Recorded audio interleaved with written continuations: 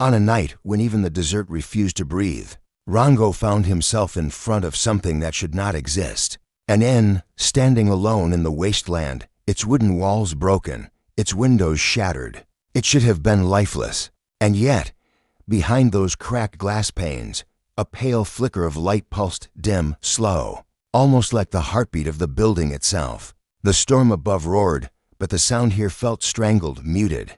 Rango's skin tightened with unease. He had wandered too far, and now it was as if the desert itself had guided him here. Every instinct screamed to turn back, but the glow inside whispered otherwise, whispering that something waited for him in the dark, something that had been waiting for far too long. The air inside the inn felt heavy, thick with dust, as if centuries of silence pressed down on his chest. Wooden beams groaned above, cobwebs dangled like lifeless strings. Rango's eyes caught the broken mirror at the corner of the hallway. Its glass was cracked, jagged like teeth, reflecting a distorted world. He stepped closer, staring into it, and for a moment, he saw himself, but not quite. His reflection lagged behind, moving seconds too late, its smile stretching wider than his own. Cold dread crawled through his scales. That was not his face. It was something else wearing him like a mask, mocking him from the other side of the glass. And when the reflection's eyes blinked on their own, Rango knew the inn was alive, and it had noticed him. Every step deeper into the hallway felt wrong. The floorboards didn't just creak, they moaned, like voices buried beneath the wood. The corridor stretched unnaturally long, twisting, bending, as if it refused to let him leave.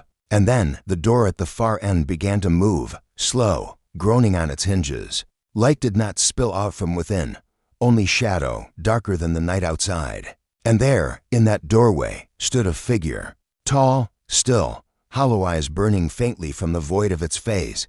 They did not glow like fire.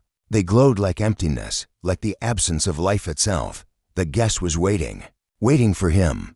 The walls seemed to breathe. With every step, whispers crawled from the cracks, circling him, hissing names he had never heard. The air turned cold, his breath a mist that did not belong in the desert. Rango's heart pounded as his eyes darted back.